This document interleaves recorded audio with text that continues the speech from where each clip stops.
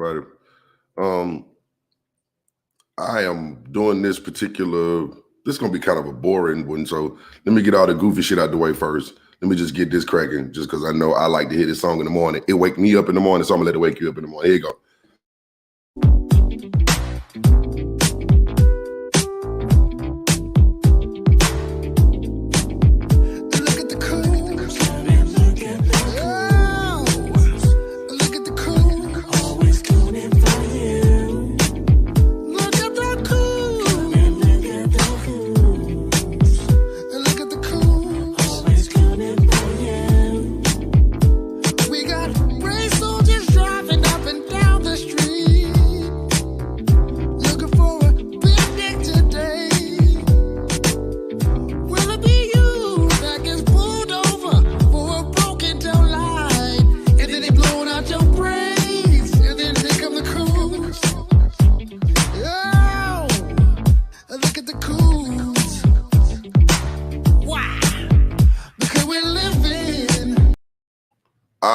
I love that song. Y'all know I love that song. That's my jam.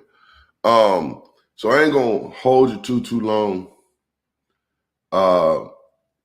You ain't never heard that song, Miss? That's my jam. Look at the cones.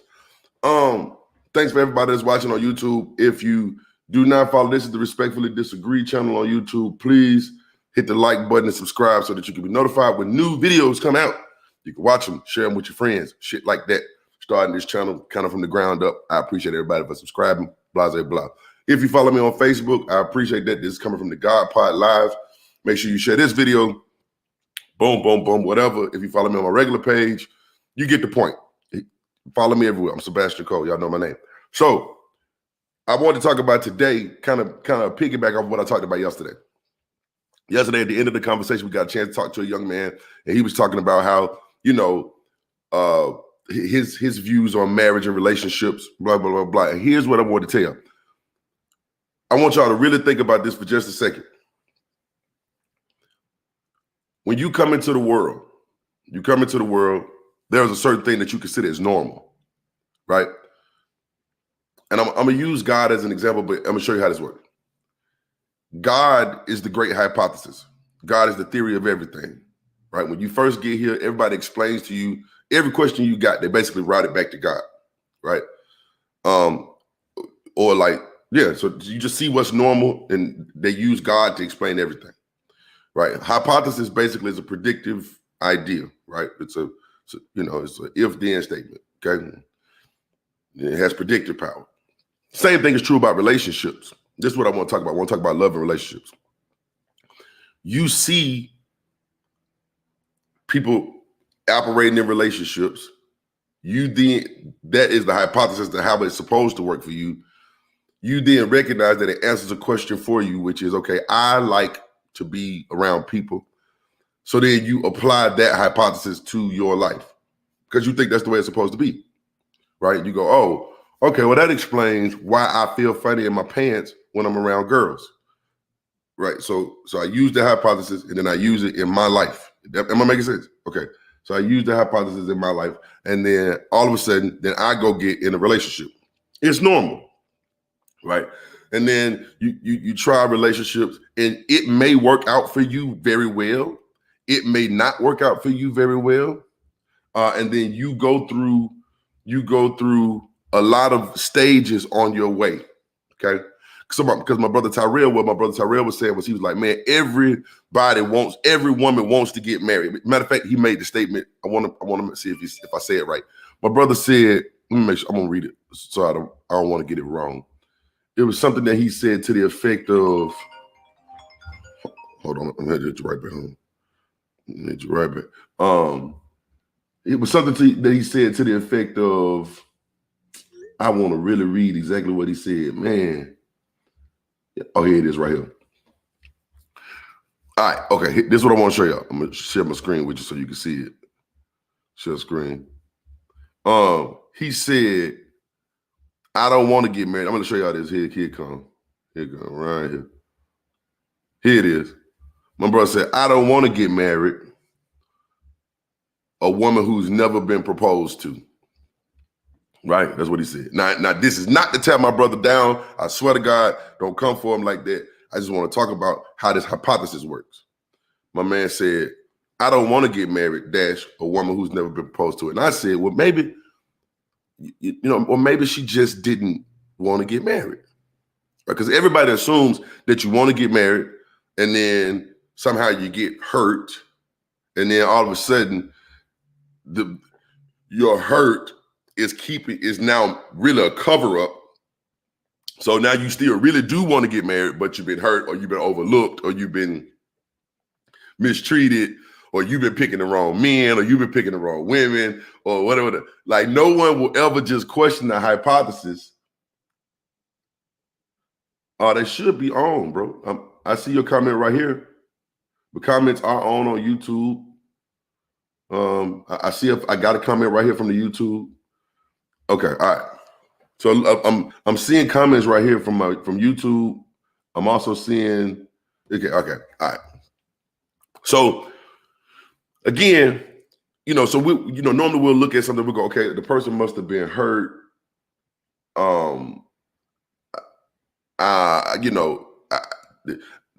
Whatever. And so instead of looking at the hypothesis itself, we look at the people and say, okay, the hypothesis must be right. What up, Kaya? The hypothesis must be right. And what's wrong here is the people. Instead of questioning the hypothesis itself. Okay. No different than if you grew up a Christian. You wake up in a world full of Christians and God is the great hypothesis. God is the reason for all things. Right. And then one day, and it's a struggle as you go from being what you call normal or fitting into that hypothesis to kind of seeing things your own way, right? The first thing that tends to happen in yourself is you really do question yourself, right? You really do question yourself. So you think to yourself, well, maybe I'm not giving it a fair shot. I feel like every man, every woman that's dealt with some relationship, at some point you thought, this ain't working for me. But then you thought, maybe I'm not doing all I can. Y'all ever had that? Y'all ever felt like that? Maybe I'm not doing all I can. I could be better at this. I'm not giving enough. Maybe I'm not putting in enough effort. Or you might think to yourself, well, maybe that person ain't doing what they should be doing. Maybe that person ain't doing what they need to be doing. Maybe they not giving enough, right? Imagine again growing up Christian and you start to get doubts in your mind about where you stand in the faith, right? And you think, well, maybe I ain't praying hard enough. Maybe I ain't reading enough. Maybe I ain't going to church enough. You know what I'm saying? So you trying to pick up the Bible, you say, well, I'm gonna read more of it. And that may keep you going for a while, right? And then you run into another problem, and then you think, okay, well, maybe, I don't know, maybe it's something wrong on the inside of me. You know what I'm saying? Like maybe it's just something wrong with me, right? It starts to affect your esteem because you don't feel like everybody else feels. Or at least everybody else say they feel, right? I remember when I was a kid and I used to go to church and they used to sing the song, said, since I found Jesus, I looked at my hands and my hands looked new. I looked at my feet and they did too. I looked at my hands and they looked the same. And I looked at my feet and they looked the same. I'm not having the same experience as them. What's wrong with me? In relationships, you seeing people who saying, "Oh man, I'm so deeply in love and everything." So, and you see them, and you like, "Oh man, that something must be wrong with me because it don't be like that when I do it." Right? And you figure they can't all be lying. There's got to be something wrong with you. But maybe follow me. Then you keep going, you keep trying because it is the normal thing. You keep participating in it, but the more and more you participate in it, the more and more it don't hit you like that, right? And you don't want to leave, and there's a reason you don't want to stop doing it. One, because it's tradition, right? The tradition is important.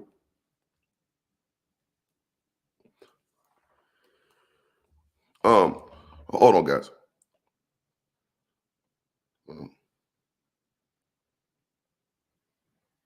Hold on.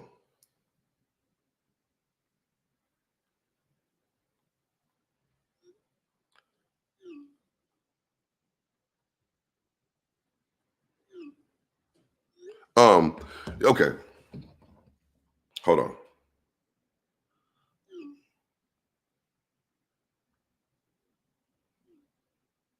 Okay. Yeah. So you don't want to leave because it's tradition, and you know what I'm saying? There's a lot riding on this, right? One, it is a part of your actual thinking. I can't do this.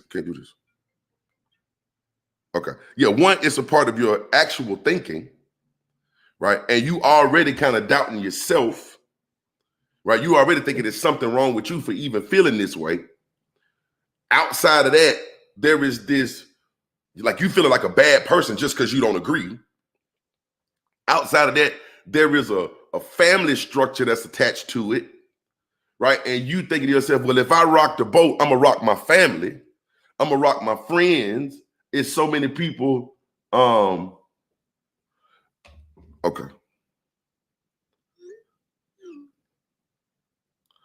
Yeah, I'm gonna rock my family. I'm gonna rock my friends. Everybody gonna look at me like I'm the oddball. You following me? Okay. So again, you struggling trying to come out. And excuse that term when I say they come out. Then when you finally do start to say something like, I don't know if I get down with that. I don't know if that's really for me. Then you run into the social structure, the big social structure, where people will say things like, oh, you just picked the wrong church. See, if you come over here to where I'm going, see, you weren't going where you was growing. You get into the big world social structure. Or somebody that say to you, oh, well, see, it ain't that men ain't shit. It's the men you pick. It ain't that relationships ain't good. It's the relationship you been in. It ain't that women really out here gold diggers. It's them bitches you be around. Right. So everybody got an answer to make you think that, wait, I'm not supposed to question this hypothesis at all. Right. I'm not supposed to question this hypothesis at all. I'm wrong for even questioning the hypothesis. Are y'all following me? Y'all follow me? Right. Then you get to a point where you might really say, no, it ain't that. I'm gonna let this go. I'm gonna let this go. Hold on, man. Everybody is calling me this morning.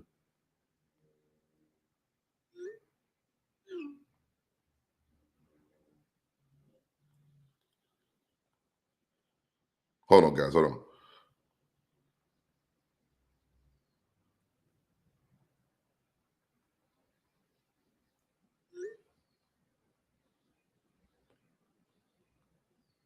Yeah. So, right. So you know, maybe it's just a church you going to. Maybe it's the niggas you be around. Maybe it's them bitches you be around. This is the big social structure.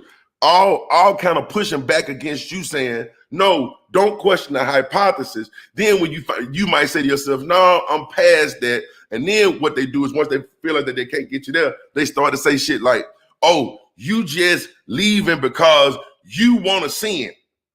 Or you just don't want to be a wife because you don't want to submit. Or you don't want to be a husband because you just want to play around and be a fucking dog all your life. Right? Because everything has to fit back into that hypothesis. Are y'all following me? No, I don't believe women are gold diggers, bro. That only works in their hypothesis. Now, I'm explaining to you. Okay, think about what a hypothesis really is. A hypothesis is a working explanation for how you see things work, like how you see things, right?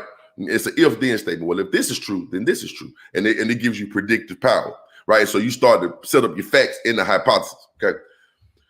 Or you should be able to test the hypothesis, right? So, okay, so I don't believe that women are gold diggers at all. I take it back. I don't think that most women are gold diggers. I believe there are certain women out on the planet who really are only here to use you for money. Yes. Yes, I believe that gold digging happens on every level. I believe there are gold diggers who gonna do that to billionaires, and I believe there's gold diggers who will do it for 4 for 4 at Wendy's. Yes, I don't believe that is the majority of people's intentions. But it's the explanation that you get in this certain hypothesis. But anyway, I don't want to go down that road just yet. I'm still on this one idea. So y'all just follow me. So all of a sudden you just want to sin, right? If we talk about leaving a religion, or you don't want to be submissive. If you talk about a woman that's getting out of the relationship mindset, or you just want to be a dog and be a hoe all your life. If you talk about being a man that's trying to get out of the relationship context, right? Okay. Because the rest of the world is not okay with questioning, not the rest of the world, but the people you're around are not okay with questioning the hypothesis at all. This must be right. This has got to be the way that it is. You're wrong for thinking anything other than that. You're wrong. It's got to be something wrong with you. And so when I said yesterday, well, not every woman wants to be married, that really shook some people to their core. What you mean not every woman wants to be married? Yes, they do. They all do. They must all want to be married. They've been talking about being like what you mean my hands don't look new? I've been thinking about this since I was 5. Yes, my hands look new. What you mean you don't believe that? Yes, you do. You're just denying it. No. You really do want to be married. They all want to be married. What you mean they not gold diggers? Yes, they are. They all want you for your money.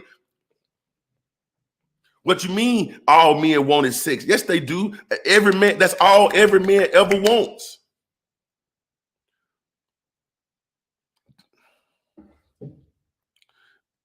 Instead of questioning the hypothesis itself, y'all following me? Are y'all following me? I'm not here to tell you what every human being wants. I am here to tell you that every human being is more than likely on some different point of the scale. Remember yesterday we was talking about Derek Jackson, his wife, and the church that they go to, and how their church is probably maybe a little different from your church or that church, right? That don't mean that they not okay. That don't mean that make them any less Christian. Their understanding just might be on a different point than yours, right? What we have to come. This is why I always preach: do what makes you happy. Do what makes you happy, not what you're supposed to do. Do what makes you happy, right? It's a lot of folk out here that's really in relationships, and I'm gonna take this back to that Derek Jackson shit in just a second. But I don't want to harp on that. I want to move on to some other stuff. But it's a lot of folk out here that's really in relationships just because they supposed to be. For whatever reason. It's folk battling with their sexuality. Right?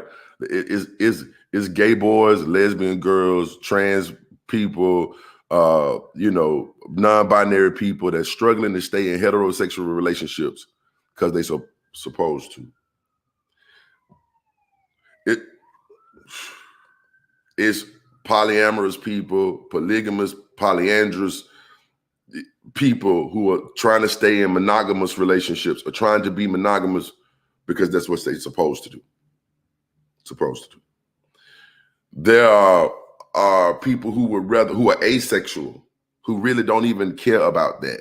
That's trying to stay in relationships because that's what they're supposed to do. That's what they're supposed to do. This happens literally all the time. Y'all know I say they come to me all the time. This happens literally all the time. There are people who are afraid to even question that structure. Yeah. They're doing it because they think that is what they're supposed to do. And ultimately they are fighting in themselves their own humanity, trying to be a part of a system of society. There are people who are going to church every week, not because they believe any of that, but they're afraid not to believe it.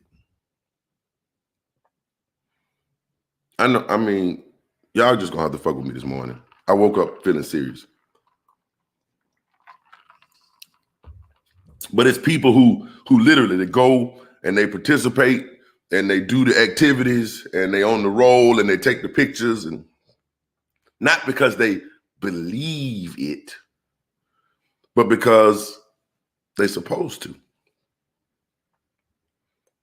Okay. This is happening on a day-by-day basis. Right. Now, I'm not saying that nobody actually believes it. I'm not saying that nobody actually wants to be in those relationships. That's not what I'm saying. I'm saying that there are those that are in those paradigms that are not really in them. They just don't have anywhere else to go. Or they don't think they have anywhere else to go. They don't think they have any other options.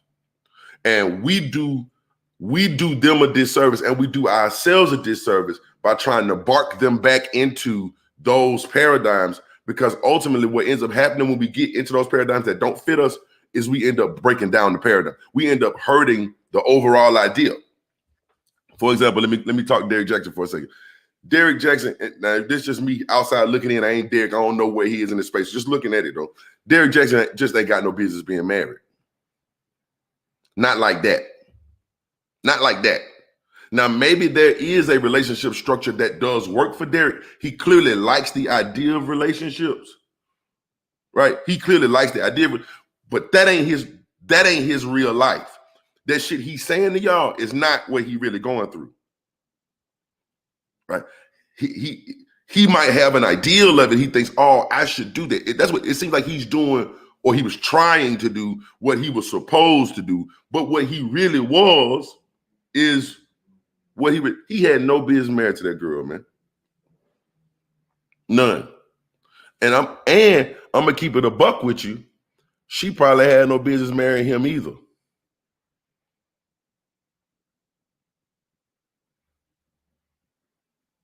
Yeah, she probably had no business marrying him either. If you go back and look at the story, what happened was she got pregnant. She got pregnant for a second time by the same man. All of a sudden, it's like, come on, baby. Y'all having all these babies out of wedlock. Get married. You get what I'm saying? You get what I'm saying? So now there comes a pressure on her to apply a pressure on him. And he probably dealing with a pressure himself. Are y'all getting what I'm saying? Bro, I don't know, Brian. That's a good question. Right. So, but there comes a pressure on her. Now, you know, she had made a vow, from what I read, she had made a vow to stay a virgin until she was married when she was young. She'd have messed around and got pregnant not once, but twice. She dealing with the religious pressures of that. She lost a father when she was young. Right. It's a lot going on in her emotionally that will be pushing her to, right? The religious and the emotionals and the societal, all that pressure. Right. This man, he don't want to be the bad guy. He don't want to be a person who out here preaching one thing about relationships, and then he got a baby mama with 2 kids, they ain't together. Right. So there's pressure to push him, right, to do what they are supposed to do. Like, am I making sense when I say this? Like this is the pressure for them to do what they are supposed to do. So they do it. But that don't mean that's good for them. That's just the only hypothesis that was available. Right? Right. Well, I mean, y'all clearly want to be together. Y'all got 2 kids. You might as well get married. I mean, ain't no point in you living in sin, right? And you done broke your vow from when you was young. You get married, and here you go out here, brother. You preaching to all these people about being in committed relationships, but you not in it. Just get married. And so y'all been together for 12, 14 years. You got 2 kids. Get married. Right? Don't that make sense? Or doesn't that sound normal? Yeah. And so those societal pressures that push up against you, you go, okay, all right, I'm gonna get married. Not because that's really what you bout, You're not really built like that.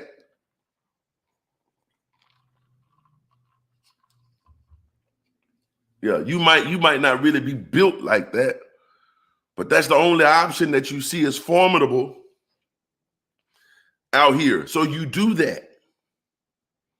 And so you do that. But what ends up happening when you put yourself, no different than if you took a gay girl or a lesbian girl or a gay guy and put them in a heterosexual relationship. Their nature, who they actually are, is going to be not necessarily so good. It doesn't fit in this paradigm well. And so that person ends up looking like or those people end up looking like the bad guy. It's the swan, ugly duckling syndrome, right? You take a swan and put it around a bunch of ducks. The swan is an ugly ass duck. So a swan makes for a horrible looking ass duck, man. And this has happened for a very, very, very long time. And so we end up looking around and saying, women ain't shit, or the men ain't shit, and they all out here on the down low. And all the people at church is hypocrites. Maybe we all trying to fit into some system that ain't made for all of us.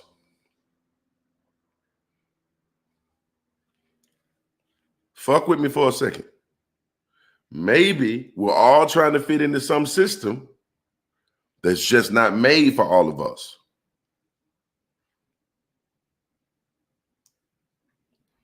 And maybe it's time to rethink that initial hypothesis.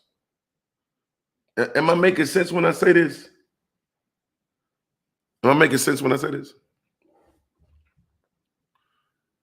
Maybe the Matrix, yeah. Maybe some of us really are good old-fashioned, and I mean, I'm saying good old-fashioned in a good way, just good, traditionalists who really are Christian, monogamous, heterosexual beings. And there is nothing wrong with that. There is nothing wrong with that.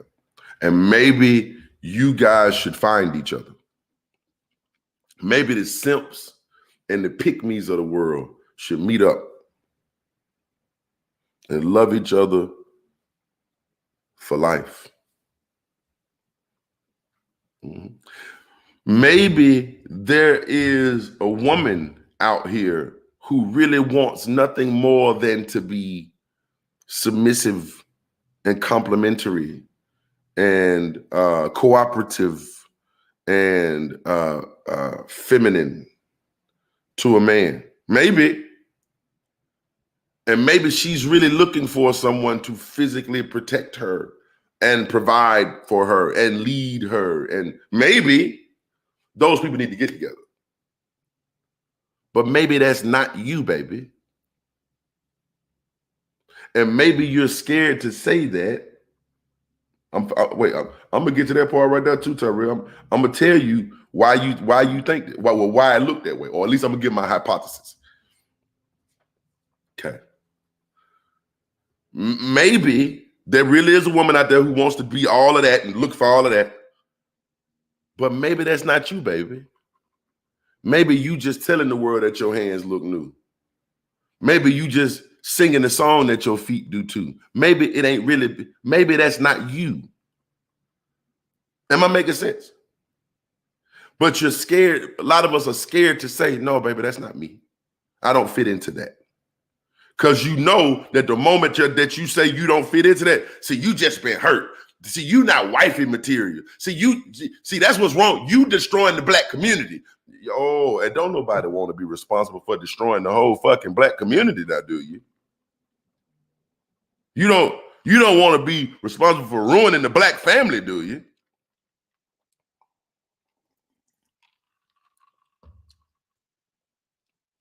Huh? Do you want to be responsible for that? Do you want to be the one? Do you want to be the one that's responsible for ruining the black family? I didn't think so. So you just get back, okay, all right, I don't want to be the one ruining the black family. Let me get back over here and try this again, because the community going to be fucked up. Okay? Let me tell you why pick-me's and simps need to be together. And I'm going to tell you how this hypothesis hurts us all. There's a couple kinds of simps, a couple kinds of pick-me's. Pick-me's and simps. I mean, this is not scientific, but I'm using my like scientific brain. Pick-me's are not. Pick-me's might be like a genus, but it's several species under the genus. There is the pick-me that's a natural born pick-me, who it just makes sense for her to be submissive, and it just makes sense for her to be cooperative. But that pick-me is normally attracted to someone that she thinks she should be submissive to, because normally what made her a pick-me in the first place was her seeing somebody else be a pick-me under a more assertive male. Right? Okay. Now what she might not know about the pick-me that she saw, and just as she's looking at her life, the ones that she's happy to be, the ones that she's normally happy to submit to, never appreciate her. Right? Oh my God. Oh man. Oh my God. Come on, somebody. Yeah. Let me just talk. Oh my God. Come on in. Let's talk about it. The ones that's assertive enough for her to submit to, the ones that's manly enough, right? The ones that's manly enough to get her to submit aren't sweet enough to keep her around.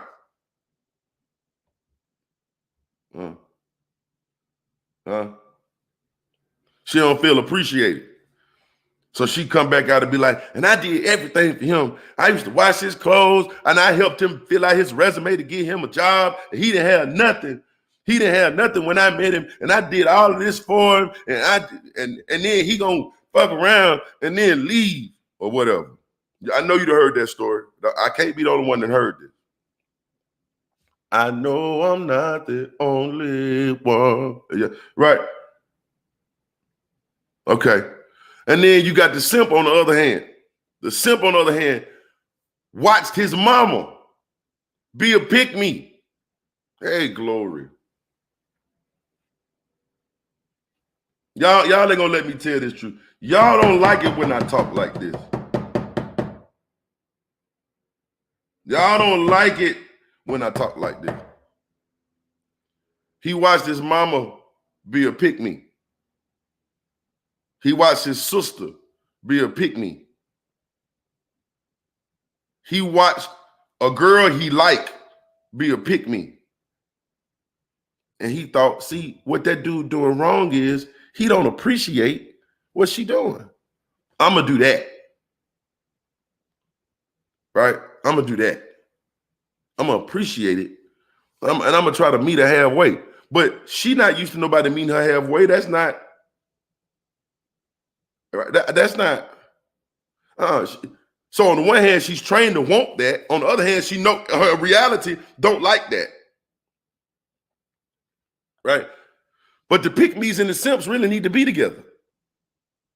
They would really make a beautiful couple, because they would go out of their way to love on each other.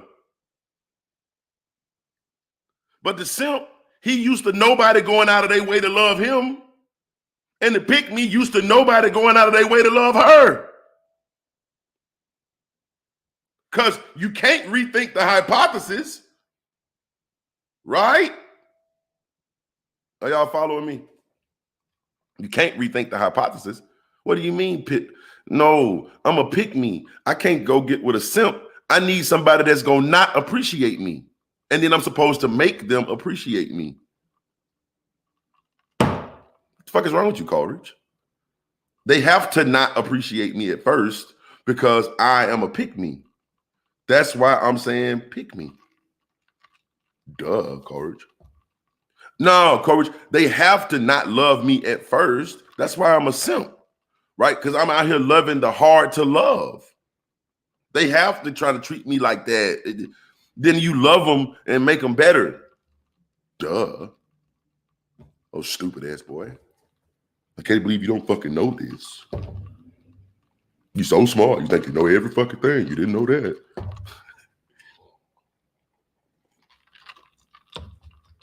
Are y'all following me? Y'all following me? Okay.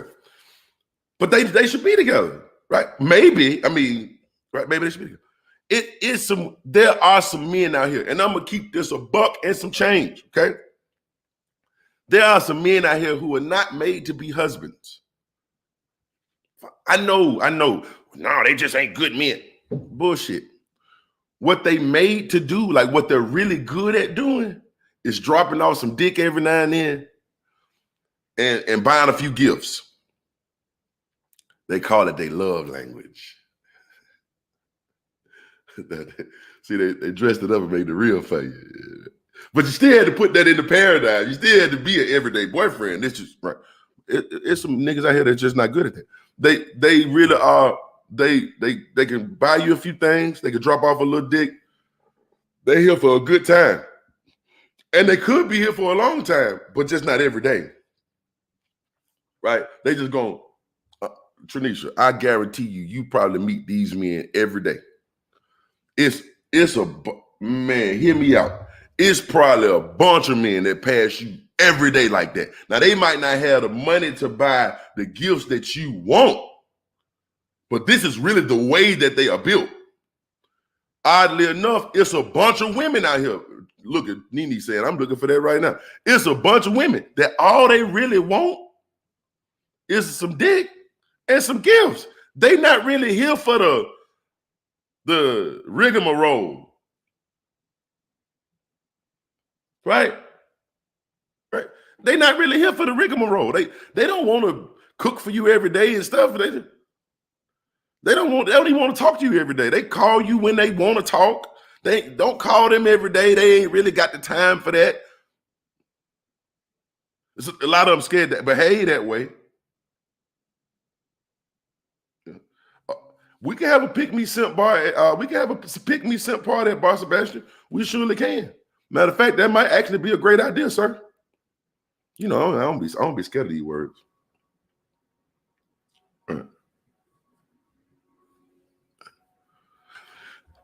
But what am I saying? A lot of folks, they are afraid to come out and say, "Hey, listen, I'm not really a boyfriend, but this is what I am. I'm real good. Like I tell good jokes. I got some decent dick on me, and I'll make sure you get something for Valentine's Day. We could do this for forever or until we get tired." But going back to the religious idea, see, a part of our hypothesis is, if it don't last forever, why even do it? This how they, I'm telling you, man, this how they push you and stuff you back into that relationship box. If it ain't gonna last forever, it was a waste of time. Everybody ain't here for forever. I am an atheist. The last piece of my belief system to leave me was eternity. I had the question, well, what happens in the forever? Even though this don't make sense to me here, what if I'm giving up forever for it? That's a hard thing to fuck with. That part is being beat into your head. That part of, man, you got to worry about forever. That part kept me around way longer than I'd like to admit.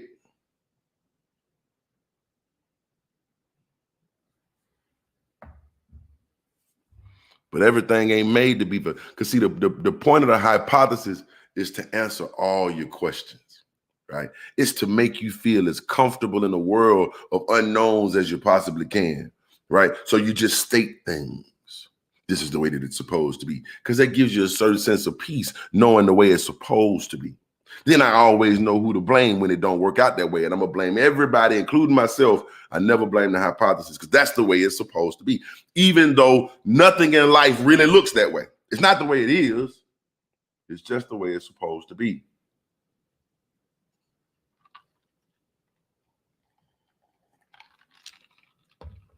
Y'all ever thought about the fact that, think about this. I hope this don't fuck up too bad.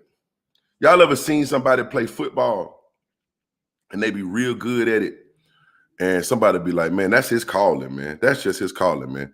God blessed him with that ability.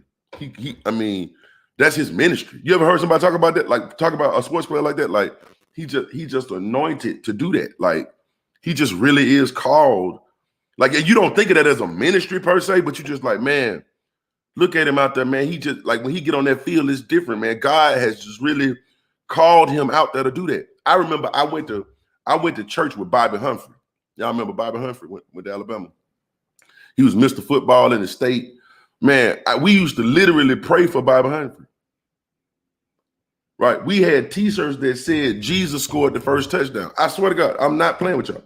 Do y'all remember Bobby? I grew up with his whole family. His sister Priscilla, mom, really, right? But somebody said, man, you know, God really called him to do that. And I understood that because he was so good at it. But you ain't never heard nobody say, man, God really called her to suck dick.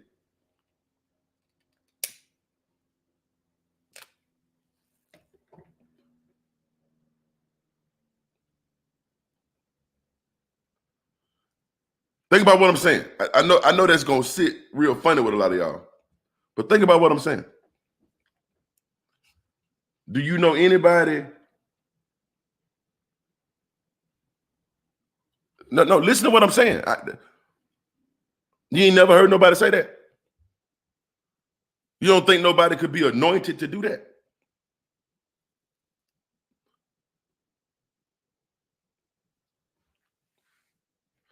You don't think that could be nobody's calling in life?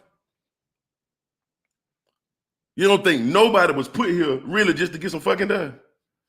All the stuff that y'all feel like people can have as a purpose. When you really after your purpose, you don't think nobody's purpose is fucking? I don't think that. Y'all laughing, but come on, man, be serious with me for a second. You don't think that's nobody's purpose? You turn what you like into a purpose. You like hair bundles, so you turned it. Never mind. You like video games. You like sneakers, so you open a shoe store.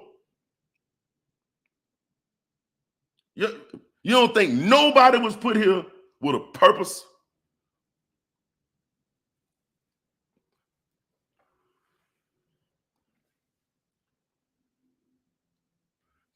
Because your hypothesis didn't allow for it. And so people are out here trying to fit themselves into these hypotheses.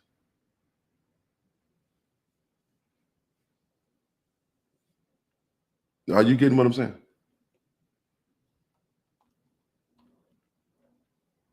Are you getting what I'm saying?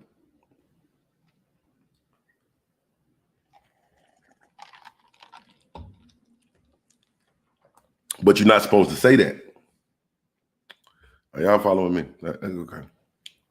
You're not supposed to say that, Coleridge. You can't be born with sexuality as a purpose. No. You can't do that. You've got to be a wife. You've got to be a wife or a husband. You can't be born with that as just a purpose.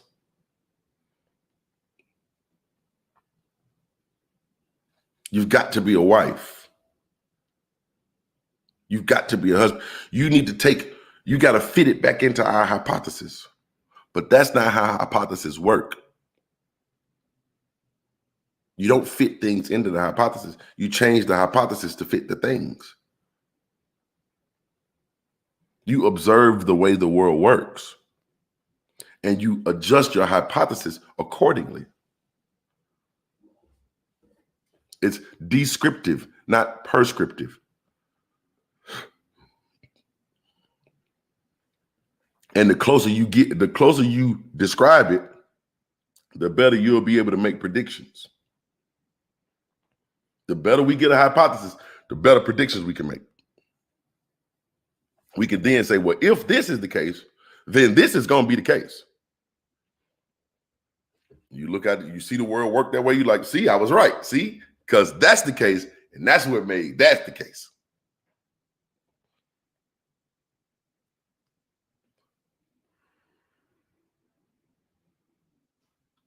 Tyrell, in real life, bro, if I took away your idea of God, every other animal is literally born to eat, fuck, sleep, and die. The only reason why you feel like you're not born to do that is because I gave you something else to do. Every other animal is just born to, well, not every other. Some of them are born to be workers, like worker bees. Not all of them going to have sex, but you get the point. Most of us just born to eat, fuck, work, sleep, and die.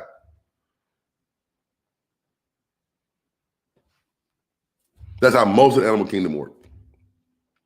For whatever reason, and now we are a lot more social of a creature. Don't get me twisted. We have developed societies. I'm not saying that that's a bad thing, but you don't think none of us was born just to eat, fuck, eat, sleep, die?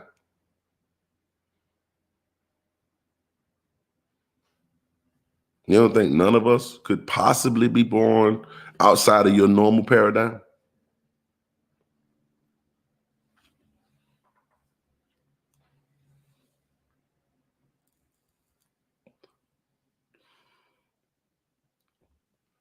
But instead of questioning the paradigm, we question the people. We say the people are bad.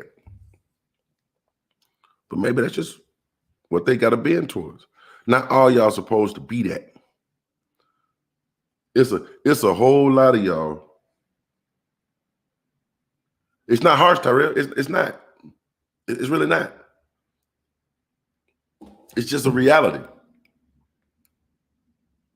Some people just like somebody born to play football, or somebody born to play the piano, or somebody born to write books, or somebody born to be an astronaut. That's not harsh. That's just what they're good at. That's where they found their talents most useful. You don't think nobody was born just really good at sex? That's just what they took to. That's weird to you?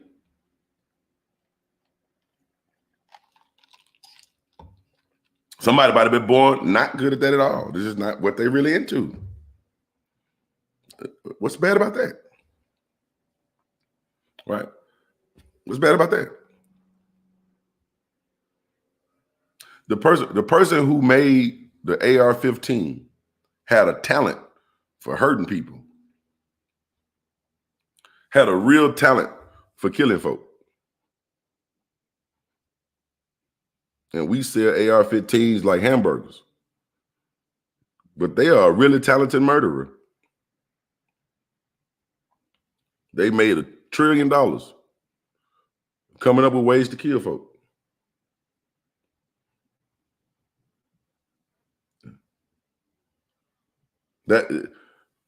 What I'm saying is we don't allow that. We allow it in some ways, but we don't allow it in others.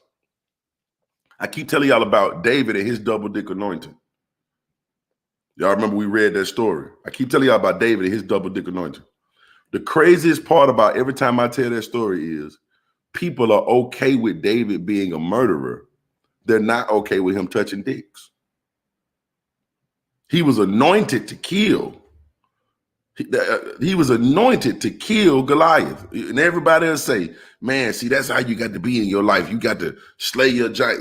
According to the scripture, he really kills a bunch of folk. We okay with him being a mass murderer. But if I say he also had a calling to touch dicks, now all of a sudden, he can't, God ain't never called nobody to do that. That can't be right.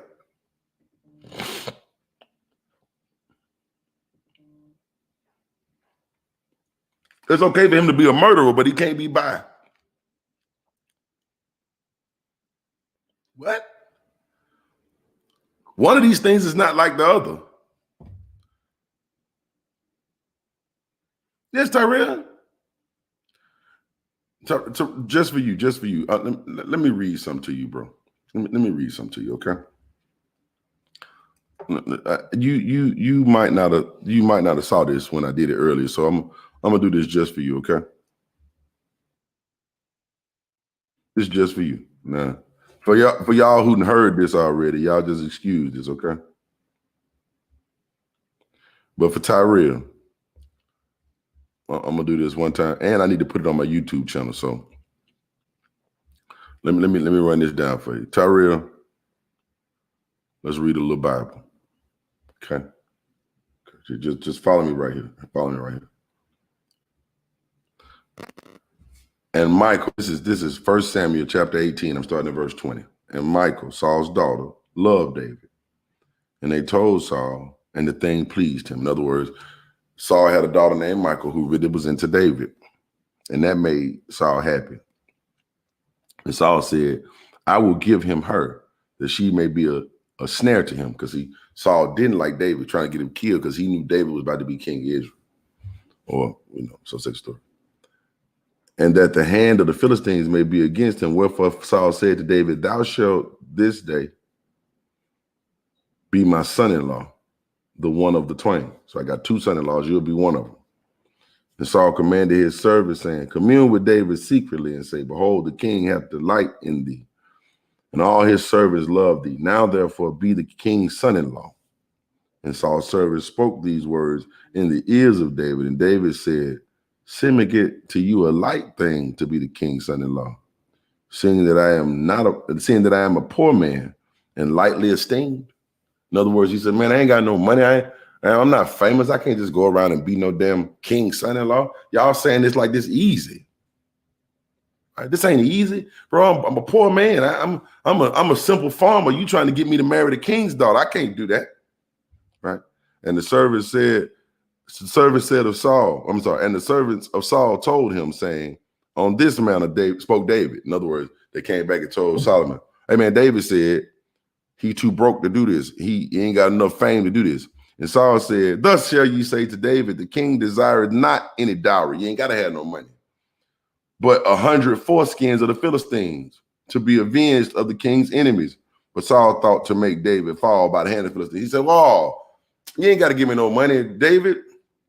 Just go get me some dick skins. Get me 100 dick skins of the Philistines. He thinking he gonna go out there and grab 100 dicks and they gonna fuck him up. And the Philistines ain't finna let him just go around chopping off their dick skin like that. Are you following me, Tyrell? Tyrell, are you following me? I'm specifically talking to you. I want to make sure that Tyrell is getting what I'm saying. Tyrell, are you following me? Are you following me? Okay. So Saul said, oh, you ain't got to have no money. I know that's not really your cup of tea, but go get me some dick skins. Are you following me, Tyrell? Are you following me? I want to make sure I don't lose you now.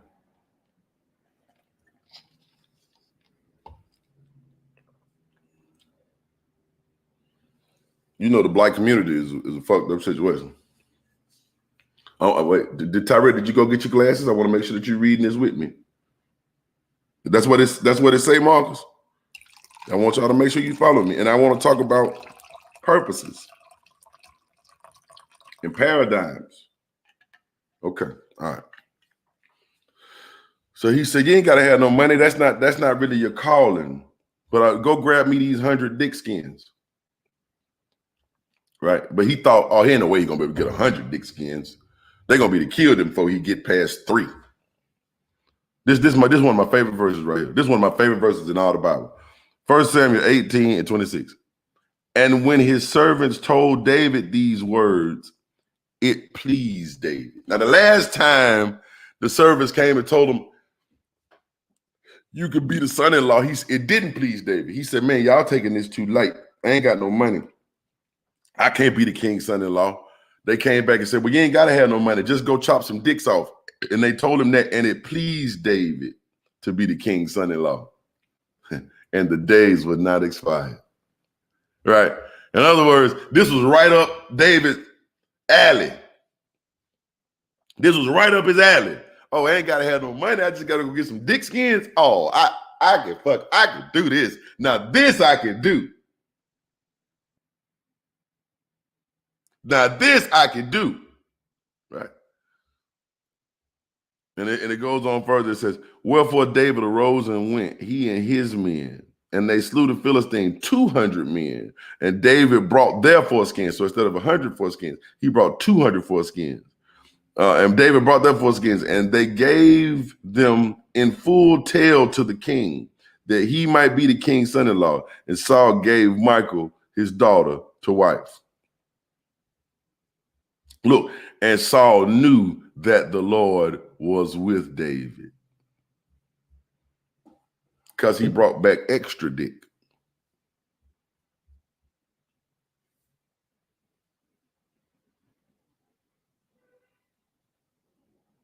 Are you following me, Tyrell?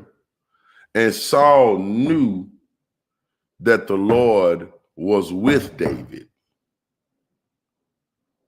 because he brought back extra dick meat. Now, when he said just marry my daughter, he said, I can't do that. That don't please David. That ain't in my way. I ain't got the money to do that. Money ain't my hustle. He said, oh, I ain't even looking for no money, David. Just bring me back some dick skins. And it pleased David. Oh, now chopping off dicks I can do.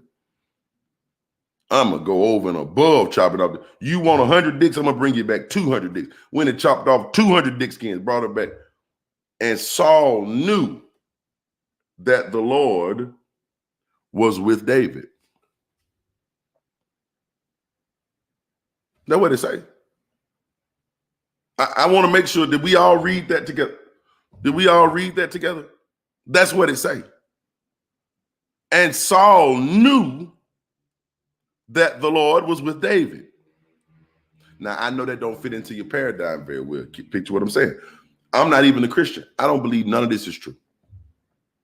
But I'm speaking in the paradigm that a lot of people do believe.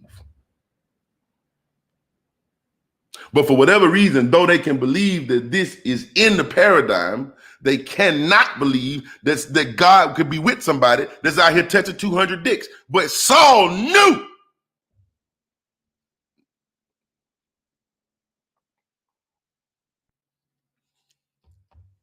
And there's a lot of folk out here. There's a lot of women out here. Men out here too. That's got that double dick anointing. Y'all gonna laugh about this. Y'all gonna make jokes about this, but I'm dead to fuck serious.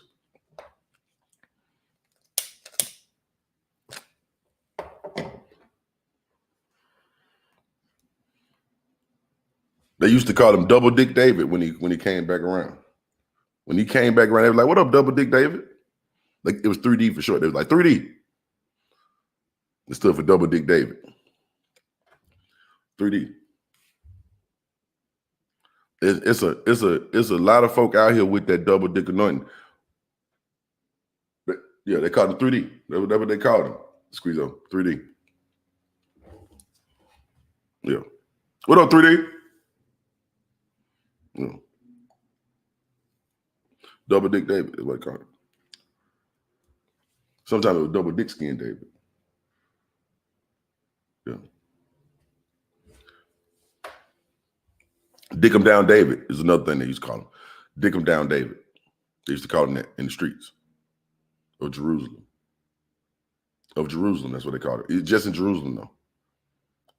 You got outside of Galilee, they ain't really used that term. But in Jerusalem, he was Dick 'em down David. So what I'm saying is, even in that paradigm, you see is people who don't fit the status quo. But for whatever reason, we want everybody to come. Tyrell think, oh, the only reason why you don't want to be a wife is because ain't nobody asked you to be a wife. It's probably some women that's wives that don't want to be wives.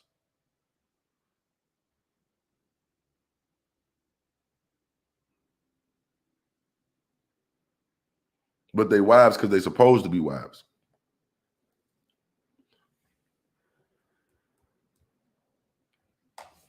Y'all ain't gonna fuck with me on this. I know. But I'm gonna tell you how it is regardless. Because y'all be wanting to be, you want life to be simple and intuitive. It's not. Not everybody is born to be a wife. I personally know some women, and I'm putting this on God, on everything I love, bro. I know some folk that really do have a sexual talent. A talent. They might not be the best wives, but they some of the coolest women you know. And that pussy game different. And I'm talking about different. I ain't supposed to say that though.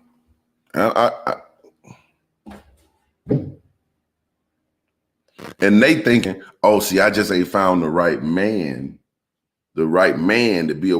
Maybe it ain't a man out there that's looking for that, because the men that's in the wife paradigm think in a completely different way. It's a bunch of men out here that ain't supposed to be husbands, man.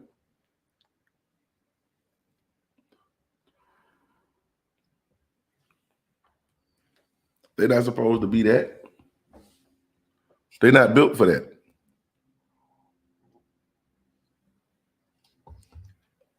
Monogamy ain't for everybody, man. Relationships ain't for everybody. The nuclear family ain't for everybody. Robin, I was finna say something to you, but I ain't gonna even say it. I ain't gonna even say it. Just know. I ain't gonna even do that. Let me just shut up. Just know, not everybody is out here intended to be a wife. First off, there is no intention. That's the problem. Is we feel like there has to be an intention. That there has to be a purpose. How you know that? What if there is no purpose? How would life look any different if there was no purpose? If things just did what they were good at, the world would look just like it look now.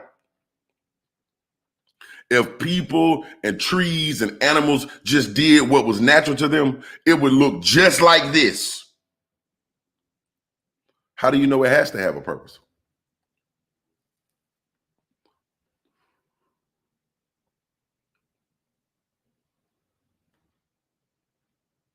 Everything ain't got to have a purpose. Maybe we are assigning purposes to make us feel better. See, y'all ain't gonna fuck with me on this. I know. See, I'm questioning your paradigm, and that'll shake you. Maybe it don't have a purpose. Maybe it's just whatever you make it. I know. But maybe it's just whatever you make it. And maybe you trying to make it something that ain't really agreeing with what your skill set is. You trying to make it something that ain't really agreeing with your skill set.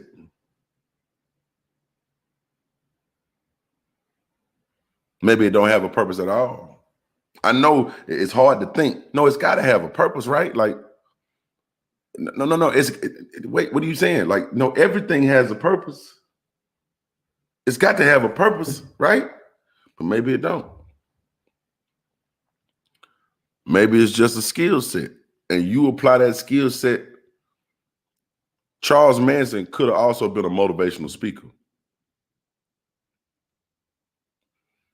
Rick Ross could have sold stocks and bonds. Could have. But he applied his skill set and his opportunity the way that he saw fit.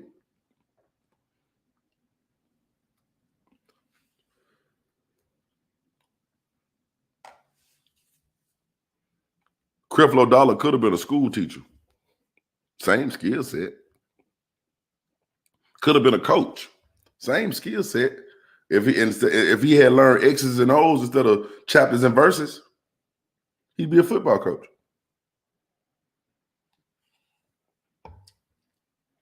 Same skill set. Maybe he could have taught, I don't know, coding or something. I don't know. No, same skill set.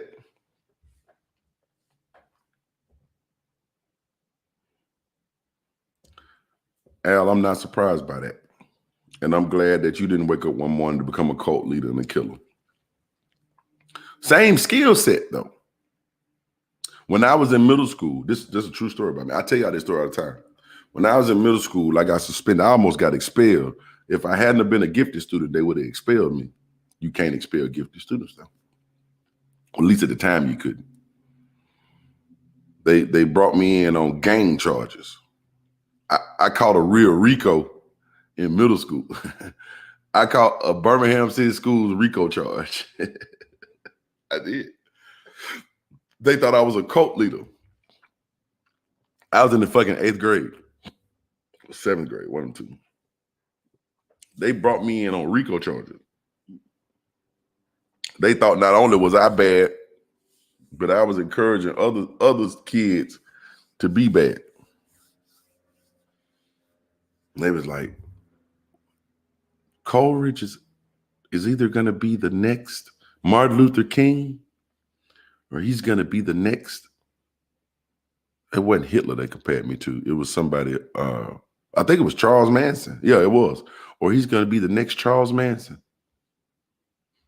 Keep in mind, bro, I'm 12, 13 years old. They compare me to Martin Luther King and Charles Manson.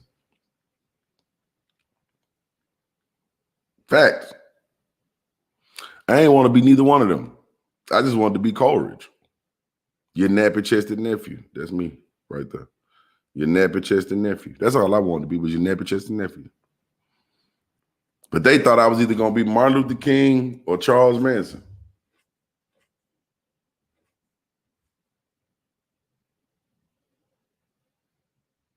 No. That being said, I'm saying to y'all, my mama ain't on here. My mama getting over COVID herself, man. Y'all keep my mama up in your thoughts and prayers. But they thought I was either going to be a great leader to lead the Black community, because that's part of their paradigm, or I was going to kill innocent people. I'm neither of those. I am not Martin Luther King. Oh, you out here. Mark, do you remember when they thought I was going to be either Martin Luther King or Charles Manson? Do you remember that? Do you remember that? This is my mother, Bernadine Birdsong. This is my mama right here. My actual birth mother. Look how cute she is. Look at her smile. Look at her little smile right there. Look how cute she is. Look at her. She cute. Look. Yes, she remember that.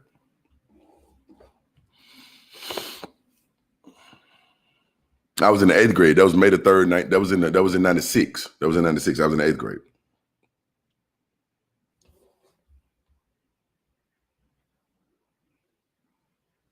She remember that. That's my mom. All right. But maybe I'm none of that. Maybe there's a paradigm that you haven't allowed for because you made an oversimplified hypothesis. When Darwin first came up with his theory of evolution, he didn't know nothing about genetics. He had never heard of DNA.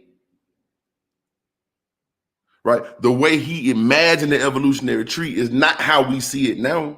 Not that he was wrong. It was just with the information that he had there. It was a basic hypothesis. But our hypotheses have gotten more and more specific the more we understand that everything don't fit in that paradigm. We got to switch it a little bit. It looks more like this. That's why folk who believe in God don't be liking science, because they be wanting to know the answers from the beginning. They don't ever want to adjust their answers to what they see in real life. They be mad with science. Some of them, not everybody. Oh, no.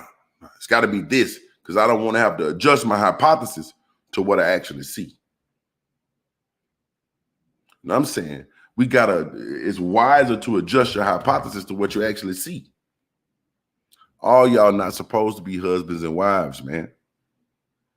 That ain't for everybody. I look at my own mother.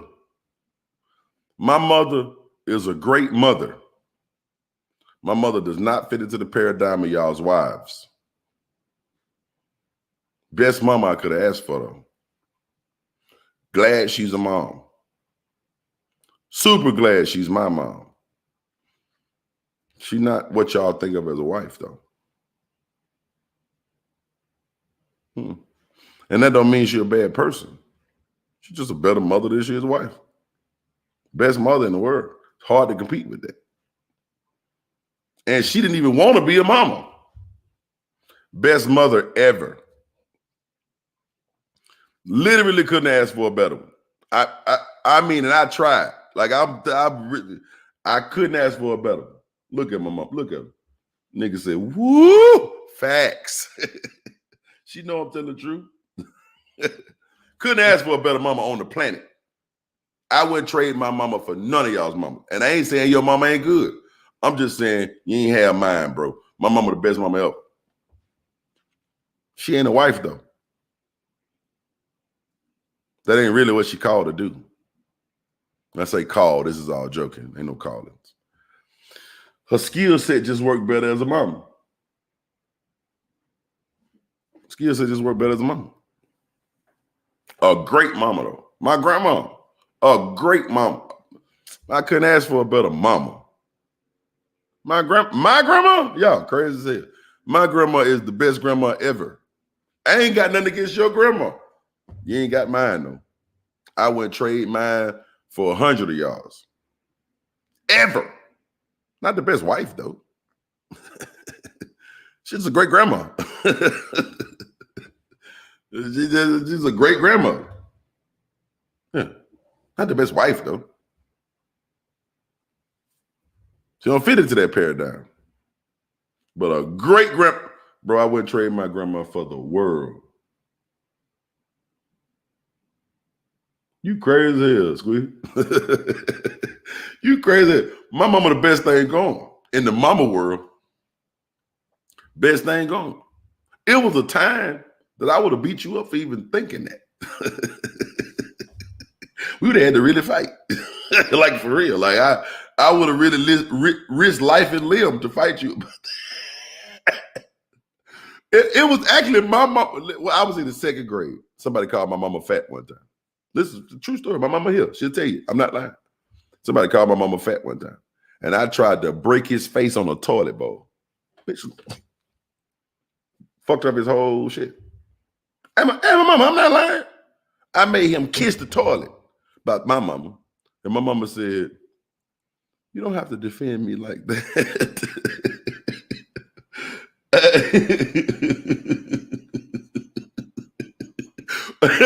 My mama said, "You don't have to defend me like that." I was feeling proud for the kid. But you never said to baby, I made him kiss a toilet.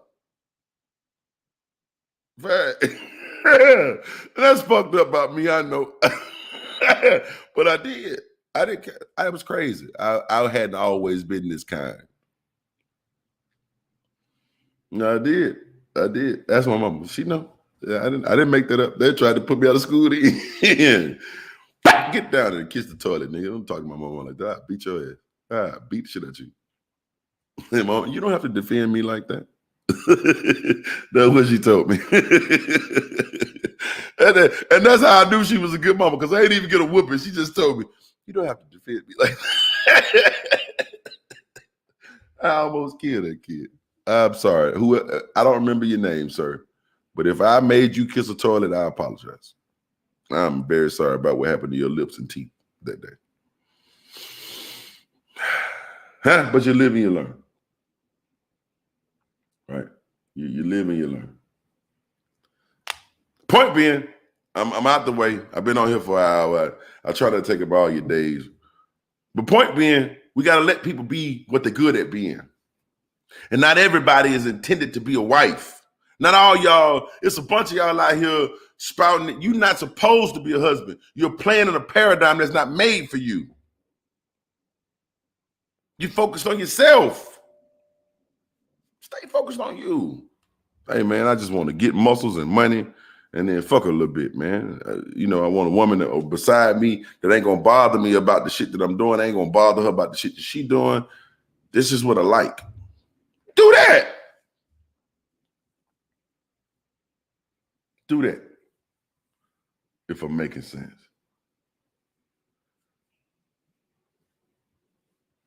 It's time for us to think smarter than what we're thinking. Our simple hypothesis. Tyrell, not. Tyrell said, I'm just going to hit these chicks and dip. I'm going to say this to you, Tyrell, and I hope you get what I'm saying. You got to find what you're good at You might not be good at hitting chicks and dipping. I'm not telling you what to do. I'm saying find what you're good at. Your dick might not be on that level to where you can do that. You might not have dick game like that, bro. And I ain't saying you don't. I'm saying that may or may not be your calling.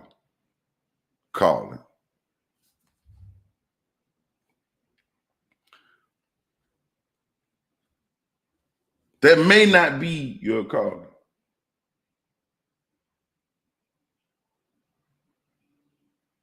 That might not be him, Terry. He might not be made for that. There's a lot of folk that you see around me on a day-by-day basis that love me for a lot of different reasons. Not because I was the world's best boyfriend to them. I'm gonna shut up, Terry. This is why I don't even get. That's why I don't even like to get up in the morning. Because I get up in the morning, I be telling the truth. They don't be wanting to hear that. They don't like when I tell them that, Terry. There's a lot of, not because I'm the world's best boyfriend. I'm good at something though, and I had to learn to accept. I had to learn to accept what I was good at. It's some things I'm good at. Some things I'm not good at. I ain't the world's best boyfriend.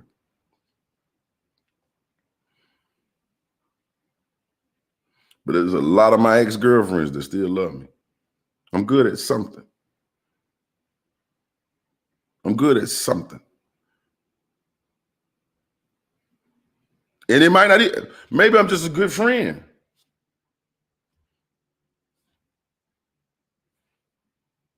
But I'm such a good friend that I can fuck and still be cool.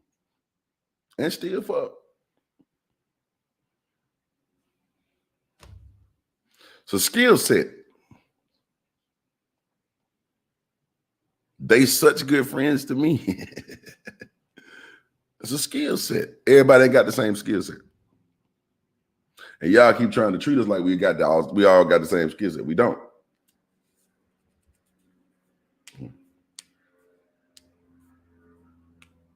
Al, I'm saying, don't tell him not to say that. This is what Al said. Al said, you dropping your stocks, fam. Don't be telling folk you got me to. No, Al, tell folk whatever you want to tell them.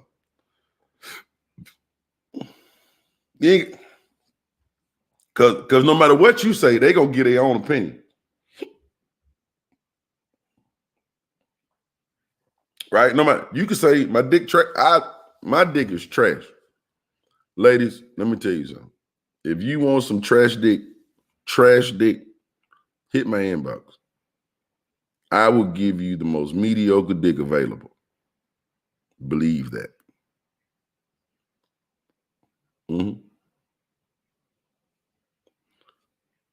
It's real mediocre till you try it.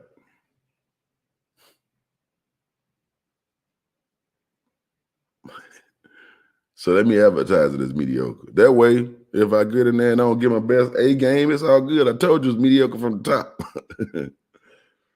The worst dick available. I got the most, now I won't call it the worst dick. Let me just call it the most mediocre dick moving.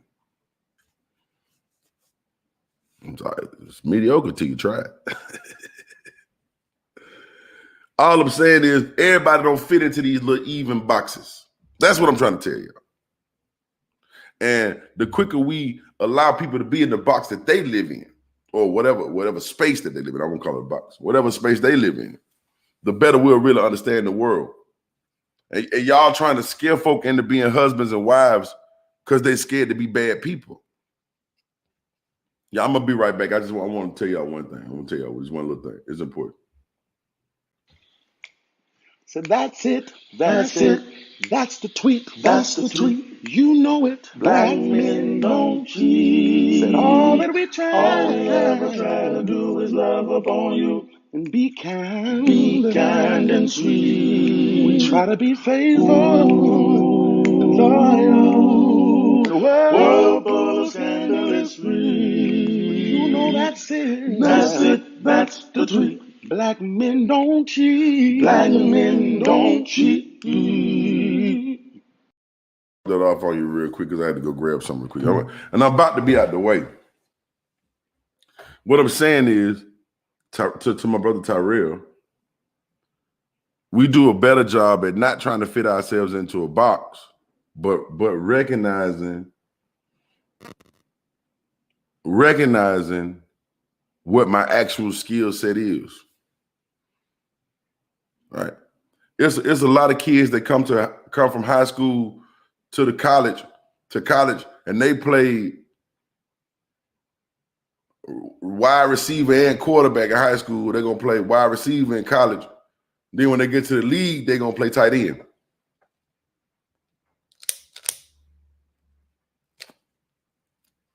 One of the best quarterbacks in Auburn University history. Shit, one of the best quarterbacks in college football history wasn't a quarterback.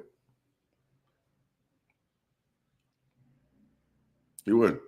Tim Tebow was one of the best college quarterbacks to ever touch a college football field. Tim Tebow was not a quarterback. Nick, yeah. What's my man's name? I can't remember his name. His name was Nick, though. He went to Auburn. I forgot his name just that quick. I drank too much in the morning. Well, Nick, God damn it, what's his name, Terry? Come on, you know Nick to play quarterback. You know what I'm talking about. I can't think of his last name for whatever reason. It's just skipping. It's skipping my brain. Nick Marshall. God damn it, Nick Marshall. Nick Marshall, one of the best quarterbacks, led one of the best teams in Auburn history. Nick Marshall was not a quarterback. He was quick. He kind of understood passing routes. Made for a better defensive back in the league. Right? So you have to just figure out what your skill set is. That's what I'm saying. And then go with your skill set. Not all y'all intended to be wives. And that's not a bad thing. Wife is not a goal. It's a skill set.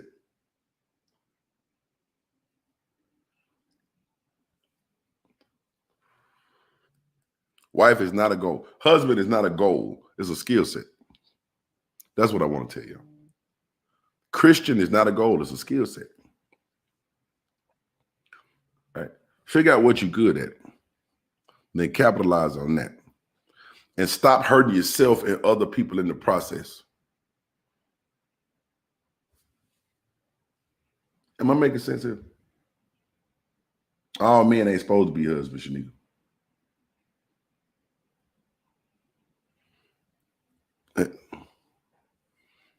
If it happened, it happened. Just focus on your skill set. Don't make it a goal. Focus on your skill set. It's a scripture in the Bible that says your gift will make room for you. You got to figure out what your gift is and allow it to make the room for you. Am I okay with y'all? Okay with that? Anyway, I'm out the way, man. I love y'all. I appreciate y'all for listening to me for this hour and a half. Make sure that you follow Respectfully Disagree on YouTube. Also, the Black Guru on YouTube. Hit the like and subscribe button. Hit that bell so you'll know when new videos come out. I'm just out here talking, hood philosophy, basically. Just out here, just trying to help us to put ourselves into a better position. I'm tired of us being judged by standards that we shouldn't be judged by. All right. I love you. I love each and every one of you. And I hope that your day is going well. And I'm only playing this because I like this song and I want y'all to sing it today.